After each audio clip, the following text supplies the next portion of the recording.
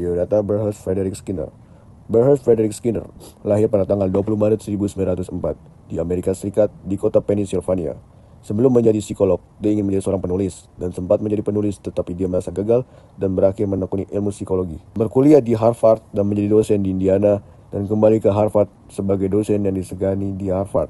Proyek yang dilakukan Bernhard Frederick Skinner adalah proyek Pigeon atau proyek Orcon. Proyek Pigeon adalah upaya selama Perang Dunia Kedua untuk melatih merpati agar memandu rudal dengan membentuk target kapal. Bernhard Frederick Skinner meninggal tahun 1990 pada tanggal 18 Agustus setelah dia mendapat penghargaan psikologi di Harvard. Behaviorisme ilmiah. A. Cikal bakal behaviorisme ilmiah. John B. Watson adalah pendiri behaviorisme.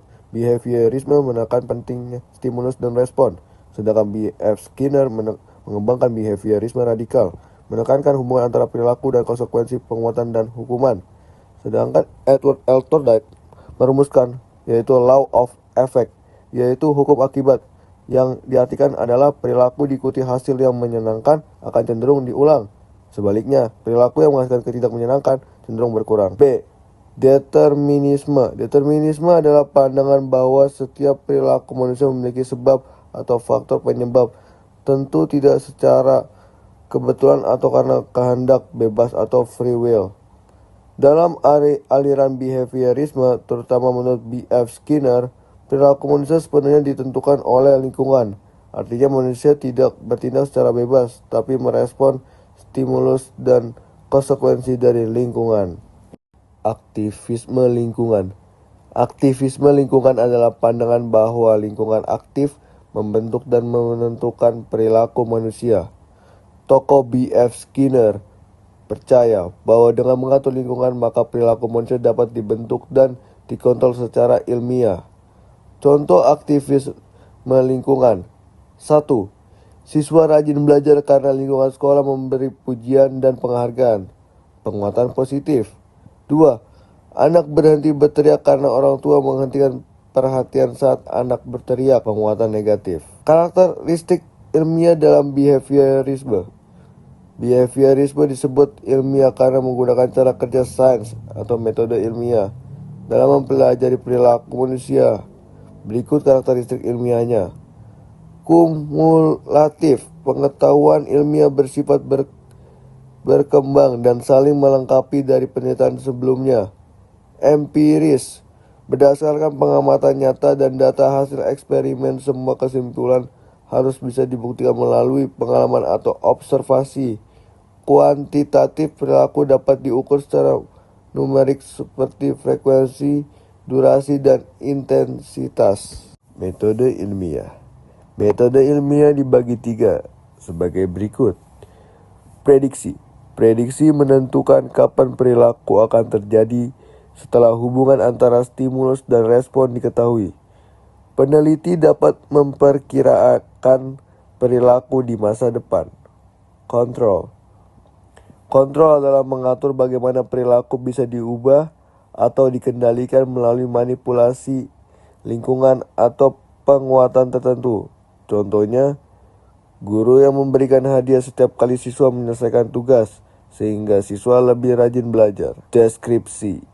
Deskripsi adalah menjelaskan apa yang terjadi, yaitu menggambarkan perilaku secara objektif dan terukur tanpa menilai tahu dan menafsirkannya. Contohnya, seorang anak menangis keras setiap kali ibunya pergi. Peneliti mencatat frekuensi dan durasi tangisan. Pengkondisian klasik. Pengkondisian klasik adalah proses pembelajaran yang ditemukan oleh Ivan Pavlov, di mana stimulus netral dapat memicu respon refleks setelah dipasangkan berulang kali dengan stimulus alami. Komponen utama US Unconditioned Stimulus, stimulus alami yang otomatis memicu respons, contohnya makanan. UR Unconditioned Response, respons alami terhadap unconditioned stimulus, contohnya air liur. Conditioned Stimulus, stimulus netral yang dipasangkan dengan unconditioned stimulus, contohnya bell. Conditioned Response, respons yang dipelajari dari conditioned stimulus, contohnya air liur saat dengar bell. Prosesnya, sebelumnya bell netral tidak ada respon, makanan tidak memicu air liur. Selama bell plus makanan memicu air liur, diulang berulang kali. Setelahnya, Bel saja sudah cukup memicu air liur. Eksperimen Little Albert 1920. Winston dan Rainer membuktikan emosi bisa dikondisikan. Albert awalnya tidak takut tikus putih, tetapi setelah tikus putih dipasangkan dengan suara keras yang menakutkan, hasilnya Albert menjadi takut pada tikus dan benda berbulu lainnya, atau generalisasi. Kesimpulannya, pengkondisian klasik menjelaskan bagaimana ketakutan, fobia, dan kecemasan terbentuk secara tidak sadar melalui asosiasi pengalaman. Pengkondisian operan. Pengkondisian operan adalah proses belajar di mana perilaku dibentuk dan diubah berdasarkan konsekuensinya. Intinya, perilaku yang diikuti oleh konsekuensi menyenangkan akan cenderung diulang, sementara yang tidak akan cenderung menurun atau hilang. Proses ini beroperasi dalam siklus 3 komponen. Antecedent, kondisi atau pemicu yang terjadi sebelum perilaku. Behavior, tindakan atau respons yang dilakukan individu. Consequence, hasil dari perilaku. Ada penguatan atau hukuman. Tujuan utamanya adalah meningkatkan frekuensi perilaku yang diinginkan. Lalu pembentukan atau shaping. Proses membentuk perilaku kompleks secara bertahap dengan memberikan penguatan untuk respons yang semakin mendekati perilaku target. Singkatnya, lingkungan memodifikasi perilaku manusia melalui konsekuensi dari tindakan mereka. Penguatan positif, yaitu stimulus yang ketika ditambahkan ke suatu situasi meningkatkan kemungkinan terjadinya perilaku tertentu disebut sebagai penguat positif. Makanan, air, seks, uang, persetujuan sosial, dan kenyamanan fisik itu salah satu contoh penguat positif. Ketika dikaitkan dengan perilaku, masing-masing individu memiliki kapasitas untuk meningkatkan frekuensi respon. Dalam contoh lain, Skinner melatih hewan untuk melakukan berbagai tugas yang relatif kompleks. Namun, pada manusia, penguatan seringkali terjadi secara sembarangan, dan karena itu pembelajaran menjadi tidak efisien. Penguatan negatif, menghilangkan stimulus aversif dari suatu situasi juga meningkatkan kemungkinan munculnya perilaku sebelumnya. Penghilangan ini menghasilkan penguatan negatif. Pengurangan atau penghindaran suara keras, kejutan, dan rasa lapar akan menjadi penguatan negatif karena memperkuat perilaku yang mendahului.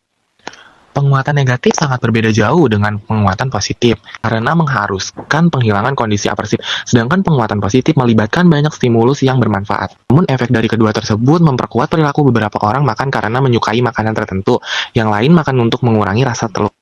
Selanjutnya ada hukuman. Hukuman berbeda jauh dengan penguatan negatif karena penguatan negatif menghilangkan, mengurangi, dan menghindari, sedangkan hukuman yaitu memberikan stimulus yang tidak menyenangkan terhadap individu. Dan contoh hukuman atau pemberian stimulus yang tidak menyenangkan yaitu seperti sengatan listrik atau penghilangan stimulus positif seperti memutus sambungan atau koneksi.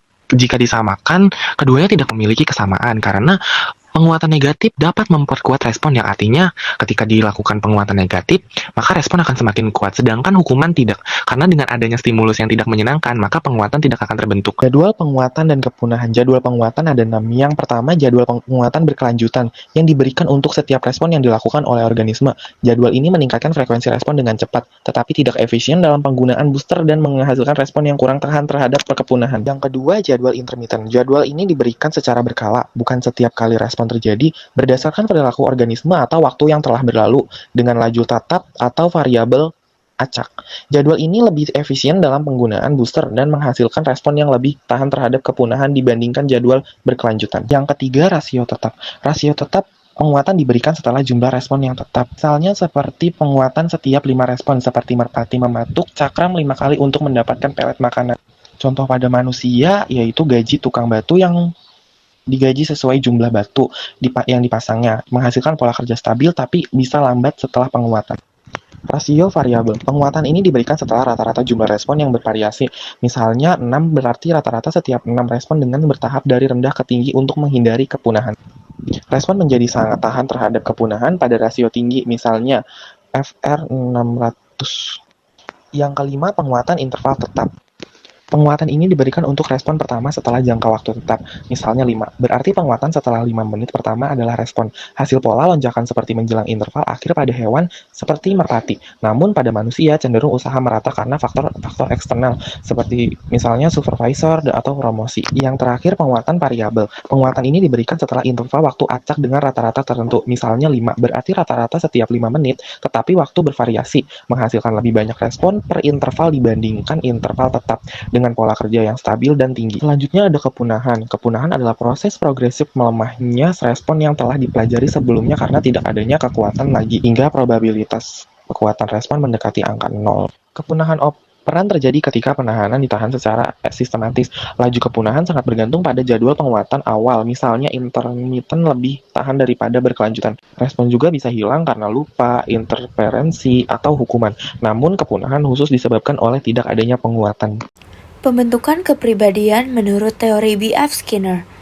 Pertama, kepribadian sebagai hasil perilaku yang dibentuk oleh lingkungan melalui penguatan atau reinforcement. Artinya, kepribadian kita berkembang dari kebiasaan dan perilaku yang dipengaruhi oleh apa yang terjadi di sekitar kita, terutama reaksi atau konsekuensi dari lingkungan. Yang kedua, perilaku yang mendapatkan penguatan positif seperti hadiah, pujian, cenderung diulang. Jika perilaku kita dihargai atau mendapat pujian, kita lebih termotivasi untuk mengulang perilaku tersebut karena merasa mendapat keuntungan. Yang ketiga, perilaku yang mendapatkan penguatan negatif atau hukuman cenderung berkurang. Perilaku yang berakibat pada hal yang tidak menyenangkan, misal hukuman, akan membuat kita menghindari perilaku tersebut agar tidak mengalami konsekuensi buruk. Keempat, kepribadian berkembang melalui pengkondisian operan, yaitu interaksi antara perilaku dan konsekuensi. Yang kelima, lingkungan eksternal memegang peranan utama dalam membentuk perilaku dan kepribadian. Faktor luar seperti teman, keluarga, budaya, dan situasi sangat menentukan bagaimana kita berperilaku dan berkembang. Yang keenam, penekanan teori ini ada pada faktor eksternal bukan faktor internal seperti emosi atau motivasi. Skinner lebih fokus pada apa yang bisa diamati dan diukur dari lingkungan dibandingkan proses batin yang tidak langsung terlihat seperti perasaan atau niat. Perilaku kompleks. Pertama, ada perilaku tidak sadar, yaitu perilaku yang telah ditekan melalui hukuman, yang dimana hampir semua perilaku dimotivasi alam bawah sadar. Kedua, mimpi, yaitu perilaku terselubung dan simbolis, pemenuhan keinginan tanpa hukuman. Ketiga, ada perilaku sosial, yaitu individu membentuk kelompok karena memperkuat atau kelompok mengendalikan melalui hukum, aturan, dan adat istiadat. Keempat, kontrol sosial, yaitu melalui pengkondisian operan, menggambarkan kontingensi, perampasan atau rasa kenyang, dan pengekangan fisik. Pengendalian diri dan strategi penanggulangan. Pengendalian diri dapat diartikan sebagai kemampuan untuk mengatur pikiran, emosi, dan perilaku demi mencapai tujuan yang lebih besar dan menghindari godaan atau tindakan impulsif. Terdapat pula teknik-teknik pengendalian diri. Ada 5. Yang pertama, menggunakan alat bantu fisik. Misalnya membuat jadwal ataupun mencatat. Yang kedua, ada mengubah lingkungan, misalnya menyingkirkan distraksi. Yang ketiga, ada mengatur lingkungan, misalnya memilih tempat yang kondusif. Yang keempat, ada konsumsi narkoba, sebagai alternatif variabel yang memenuhi perilaku. Yang kelima, ada melakukan hal lain, seperti mengganti perilaku yang tidak diinginkan. Yang kedua, ada strategi penanggulangan, atau melawan kontrol emosi berlebihan. Ada 3 cara untuk strategi penanggulangan. Yang pertama adalah melarikan diri, menarik diri dan secara fisik maupun psikologis. Yang kedua ada memberontak, berperilaku aktif ataupun menyerang balik. Yang ketiga ada perlawanan pasif, seperti keras kepala, halus maupun menjengkelkan. Kepribadian tidak sehat dan psikoterapi. Yang pertama ada perilaku yang tidak pantas, seperti terlalu bersemangat, namun ini tidak masuk dalam konteks saat ini. Yang kedua mungkin terlalu menahan diri, seperti menghindari stimulus aversif atau menghindari hukuman. Yang ketiga ada menghalangi realitas, seperti mengabaikan fakta yang tidak menyenangkan. Yang keempat adalah menghukum diri sendiri. Yang kelima adalah kurang pengetahuan diri atau manipulasi diri sendiri. Yang kedua ada pendekatan psikoterapi. Yang pertama seperti terapis, agen pengontrol, tetapi tidak berbahaya. Karena terapis ini berperan sebagai agen yang secara sengaja memanipulasi lingkungan. Yang kedua ada terapis perilaku, seperti peran aktif ataupun memperkuat perubahan bertahap. Yang ketiga ada menghindari konstruksi fiktif, seperti contohnya mekanisme, pertahanan, dan lain sebagainya. Yang terakhir adalah fokus pada sejarah organisme dan kontingensi penguatan di dalam psikoterapi.